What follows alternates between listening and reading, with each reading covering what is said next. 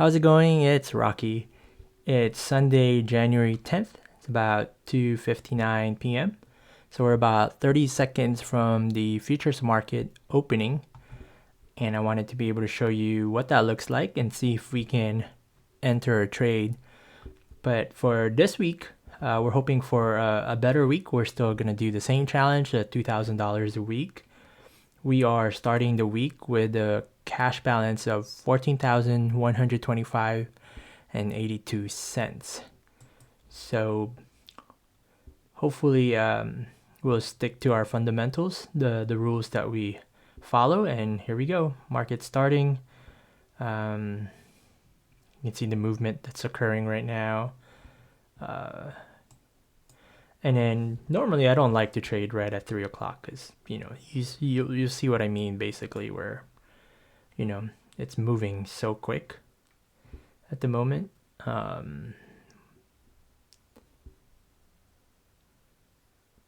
Just to orient yourself. Also, on the left side is the time chart. So every candle is a 5-minute candle. And on the right side are the tick charts, so 512 ticks.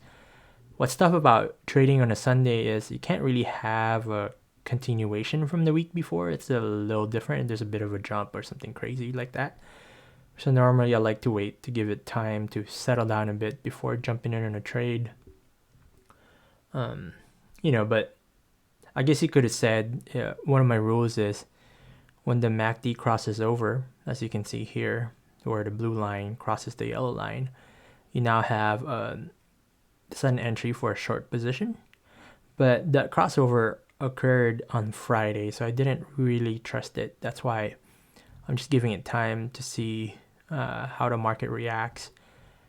And normally, if you're above the zero line on the MACD, your probability is a lot better if you go on a long position. So what we're hoping for here is we're hoping for this to settle down, and if it goes back up, and that's when I'll probably take a long position.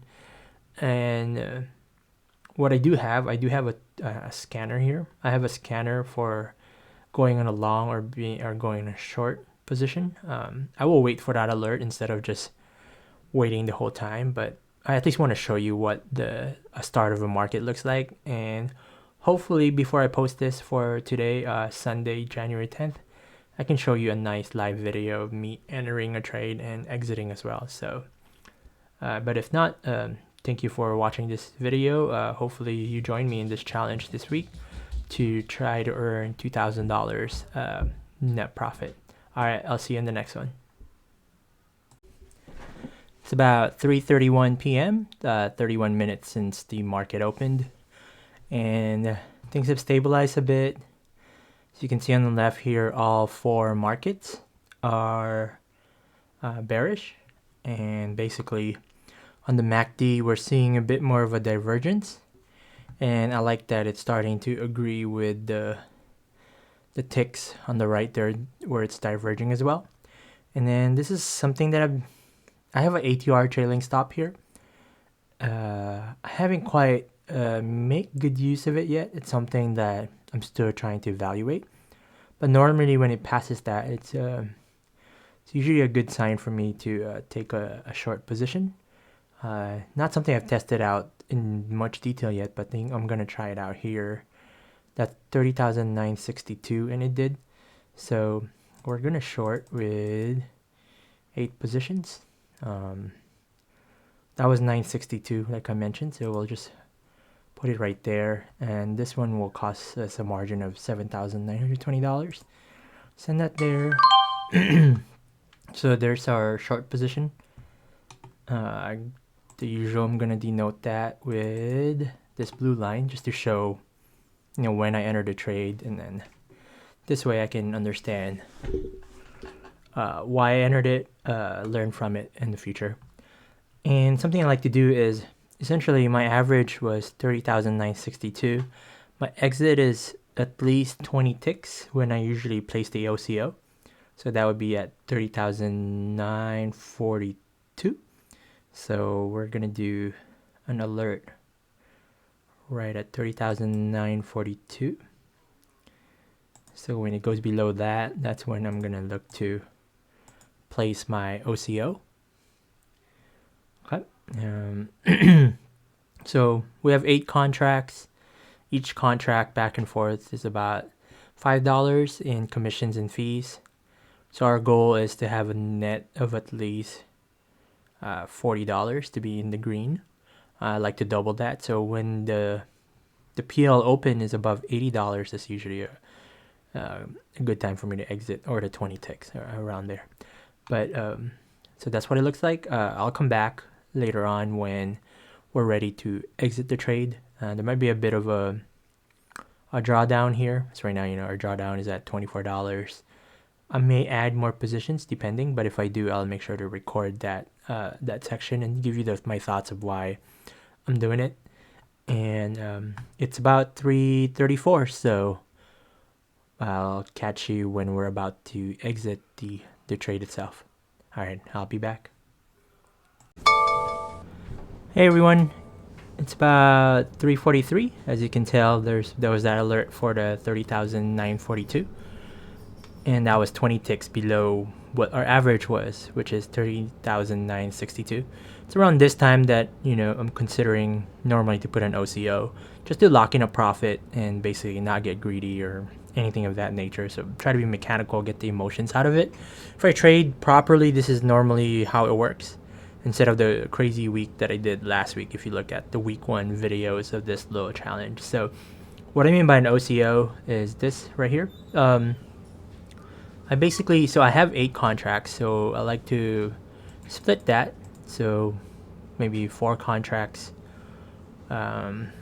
We'll just do one where we can lock in something, and one that we try to let it run and to see how far it goes. So I'll put the 4 there.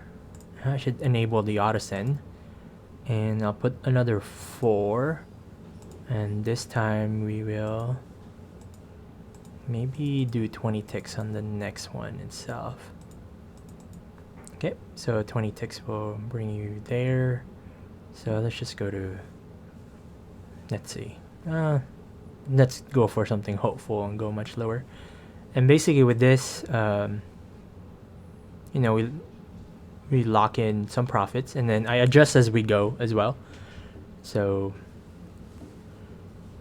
for example, on that first one, we'll bring that lower because we sort of want to lock in that first one a lot sooner. And then so we're PL open now is $140. Just keep in mind we have to subtract $40 for whatever we do lock in because of the fees and commissions for 8 contracts. See how this reacts. Once I place a stop, I don't try to move it. I just leave it there. Some beginner issues I've had in the past is I try to cancel it, and then I ended up paying for it. So yeah, it canceled 4 of those contracts. Now we have about 4 contracts left, and we might get stopped out on that too. Hopefully not. If not, then I'll keep adjusting that stop on the top there. So we'll see how this goes. It's about 3:45. We've been on the trade for about 15 minutes, but if you count when we started at 3 o'clock, it's been 45 minutes, and so far we've made about close to $100. So if you just do something like that per hour, I guess something conservative, then you can equate that to $100 an hour if need be. But that's just me generalizing it. I'm just showing you what the potentials are. And then if you ask me what my rule is on what the stop and what the price is and when I adjust it, I haven't established that rule yet. I just sort of base it off of how it's doing and adjusting based off of that. So right now we're at 25. I think I'm gonna adjust that to about 35. That way I'm always locking in profits. We'll let this run a bit.